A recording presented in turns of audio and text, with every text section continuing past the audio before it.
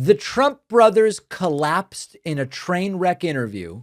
This interview was a really bad idea. And I don't know who thought that it would go well. Trump's two oldest sons, Don Jr. and Eric Trump, appeared on CNBC and were interviewed by Sarah Eisen. This was surrounding their World Liberty Forum in Palm Beach, I guess. As many of you know, the Trump family has used cryptocurrency to self-enrich to a disgusting degree while Trump has been president and between presidential terms. And when asked about conflicts of interest, they just go, there's always accusations of that. We don't really care about that. I want to ask you about, the World Liberty Corporation, which has been in the news, and there was this big Wall Street Journal report about the 49% stake that was sold to an Emirati royal family member after your father was elected president, raising questions about whether they were doing that so they could get access to AI chips. A, my father has nothing to do with. B, it has nothing to do with AI chips. And C, we met in the Middle East the first time. Yes. There's not a person in that room, there's not a banker, there's not a fund manager that doesn't go to the Middle East and to the, whether the sovereign wealth funds of the world. They're some of the biggest investors in every fund in America. To critique the one here and not talk about the others would be nonsense. It's literally what they do. And so they have done that. They invested in it, and they've actually had already over a 4x return on their investment. It's a great investment and has nothing to do with the other. We've been dealing with the conflict of interest stuff for years. I mean, they tried all this nonsense the first time around. Frankly, it's gotten old. They were the ones that put us into this position by creating legislation to try to... They put us in a position of having to do horribly conflicted and borderline fraudulent things. If it weren't for the regulation, nobody would be saying we're doing anything wrong. Wow, what a strong argument. Us out of business.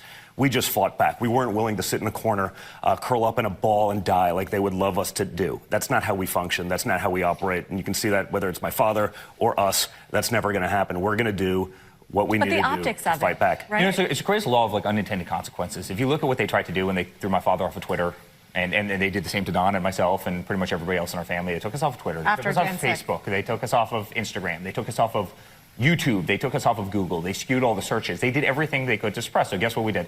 We went out and we formed Truth Social. We went out and we did a bunch of scams. Notice they don't deny that there's a conflict of interest. They don't deny the facts of the question. They don't deny the premises of the question. It's just like, listen, they're fighting with us and now we're doing it. We're doing what they forced us to do. Here's Don Jr. continuing to argue they created this monster. Exciting. Well, you know what the critics would say. They'd say that the credibility factor is the Trump name and the Trump White House, and that everyone, is here to curry favor. I think the great irony here is they didn't give us much of a choice. When you had they created this monster. When you had every big bank in the world for doing nothing wrong, just based on the fact that we all wore a hat that said "Make America Great Again." My father happened to be running as a Republican.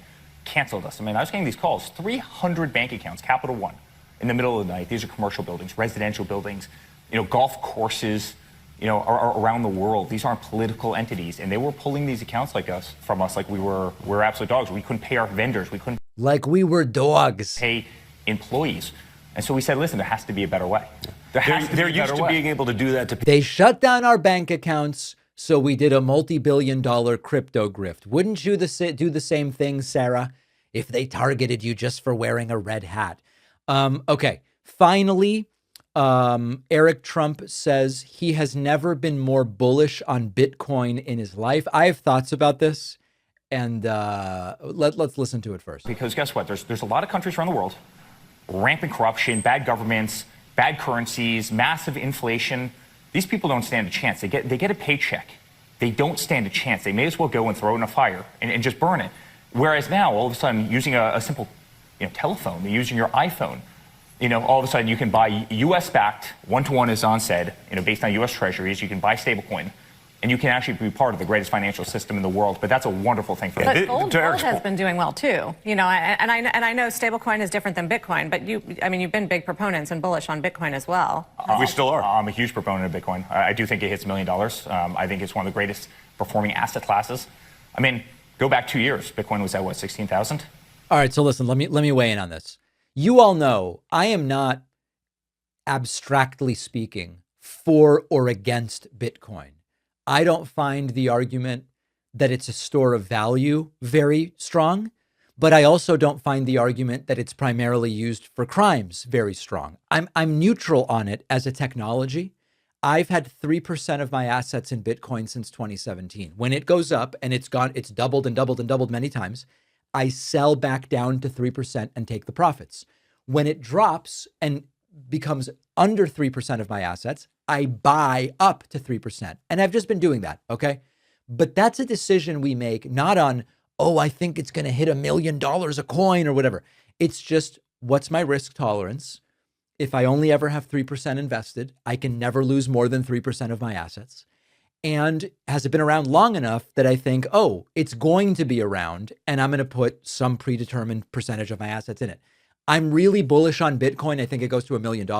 I don't know that I would be necessarily listening to Eric Trump about this stuff. Finally, the most privileged also say they are the most discriminated against. Take a listen to this. I think we're trying to modernize finance. We're the most canceled people in the world in 2020, 2021. And it's really great to almost have this retribution where all of a sudden we start pushing an agenda. Our agenda was to modernize finance, to allow that to never, ever, ever happen to anybody again, and to really lead the way. We're the most discriminated against people, the most canceled people in the world. Oh, yeah. My family is multi-generations wealthy, and I was born with a silver spoon in my mouth. But we are so treated terribly and unfairly. All right. Speaking of people treated unfairly, we are going to have more on the start of Epstein-related arrests on today's bonus show.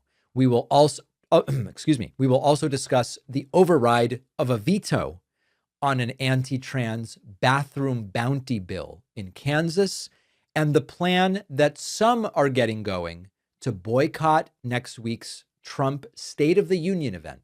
Who's doing it? What is the alternative programming? I'll give my thoughts and so much more. Don't miss today's bonus show. Really, don't miss it. You can find it by signing up at joinpakman.com. Thanks for watching. Check out another one of our videos and make sure to subscribe so YouTube keeps our content in your feed. And if you prefer audio, subscribe to the podcast on Spotify or Apple.